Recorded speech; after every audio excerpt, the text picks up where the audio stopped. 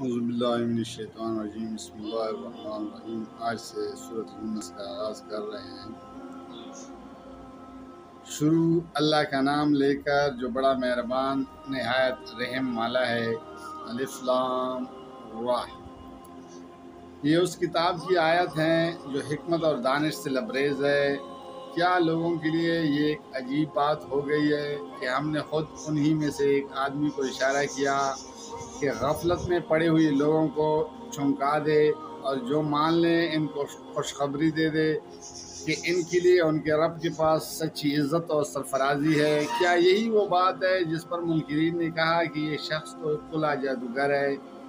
حقیقت یہ ہے کہ تمہارا رب وہی خدا ہے جس نے آسمانوں اور زمین کو 6 دنوں میں پیدا کیا، پھر تخت حکومت پر جلوہ گر ہوا اور کائنات کا انتظام چلا رہا ہے۔ کوئی شفاعت سفارش کرنے والا نہیں الا یہ کہ اس کی اجازت کے بعد شفاعت کرے۔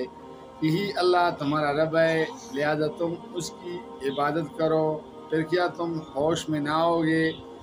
اسی کی طرف تم سب کو پلٹ کر جانا ہے۔ یہ اللہ کا پکا وعدہ ہے، بے شک پیدائش کی ابتدا وہی کرتا ہے، پھر وہی دوبارہ پیدا کرے گا، تاکہ جو لوگ ایمان لائے اور جنہوں نے نیک عمل کیے ان کو پورے انصاف کے ساتھ جزا دے، اور جنہوں نے کفر کا طریقہ اختیار کیا وہ کھولتا ہوا پانی پیے اور دردناک سزا بھگتیں اس انکار حق کی برداشت میں جو وہ کرتے رہے۔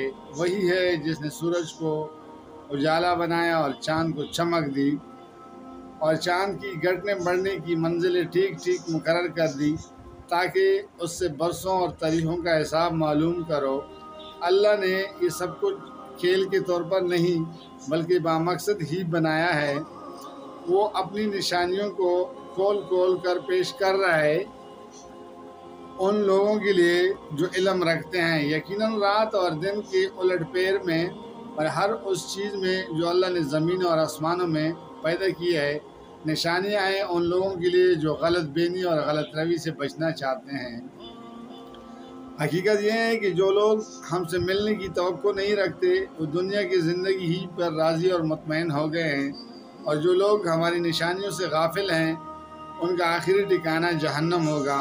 ان برائیوں کی پاداش میں جن کا اکتساب وہ اپنے اس غلط عقیدے اور غلط طرز عمل کی وجہ سے کرتے رہے، اور یہ بھی حقیقت ہے کہ جو لوگ ایمان لائے یعنی جنہوں نے ان صداقتوں کو قبول کر لیا جو اس کتاب میں پیش کی گئی ہے اور نیک اعمال کرتے رہے، انہیں ان کا رب ان کی ایمان کی وجہ سے سیدھی راہ چلائے گا۔ نعمت بری جنتوں میں ان کے نیچے نہریں بہیں گی، وہاں ان کی صدا یہ ہوگی کہ پاک ہے تو اللہ۔ خدا ان کی دعا یہ ہوگی کہ سلامتی ہو، اور ان کی ہر بات کا خاتمہ اس پر ہوگا کہ ساری تعریف اللہ رب العالمین ہی کے لیے ہے۔ اگر کہیں اللہ لوگوں کے ساتھ برا معاملہ کرنے میں بھی اتنی جلدی کرتا جتنی وہ دنیا کی بلائیں مانگنے میں جلدی کرتے ہیں تو ان کی مہلت عمل کبھی کا ختم کر دی گئی ہوتی، مگر ہمارا یہ طریقہ نہیں ہے، اس لیے ہم ان لوگوں کو جو ہم سے ملنے کی توقع نہیں رکھتے ان کی سرکشی میں بھٹکنے کے لیے چھوڑ دیتے ہیں۔ انسان کا حال یہ ہے کہ جب اس پر کوئی سخت وقت آتا ہے تو کھڑے اور بیٹھے اور لیٹے ہم کو پکارتا ہے، مگر جب ہم اس کی مصیبت ٹال دیتے ہیں تو ایسا چل نکلتا ہے کہ گویا اس نے کبھی اپنے کسی برے وقت پر ہم کو پکارا ہی نہ تھا۔ اس طرح حد سے گزر جانے والوں کے لیے ان کی کارتوت خوشنما بنا دیے گئے ہیں۔ لوگوں، تم سے پہلے کی قوموں کو جو اپنے اپنے زمانے میں برسر عروج تھی ہم نے ہلاک کر دیا جب انہوں نے ظلم کی روش اختیار کی اور ان کے رسول ان کے پاس کلی کلی نشانیاں لے کر آئے اور انہوں نے ایمان لا کر ہی نہ دیا۔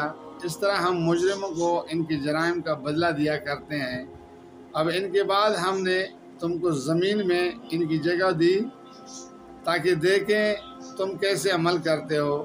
جب انہوں نے ہمارا صاف صاف باتیں سنائی جاتی ہیں تو وہ لوگ جو ہم سے ملنے کی توقع نہیں رکھتے ہیں کہتے ہیں کہ اس کے بجائے کوئی اور قرآن لاؤ یا اس میں کچھ ترمیم کرو۔ اے محمد صلی اللہ علیہ وسلم ان سے کہو میرا یہ کام نہیں ہے کہ کہ اپنی طرف سے اس میں کوئی تغیر اور تبدل کر لوں۔ میں تو بس اسی وحی کا پیرو ہوں جو میرے پاس بھیجی جاتی ہے۔ اگر میں اپنے رب کی نافرمانی کروں تو مجھے ایک بڑے ہولناک دن کی عذاب کا ڈر ہے۔ جزاک اللہ، فی امان اللہ۔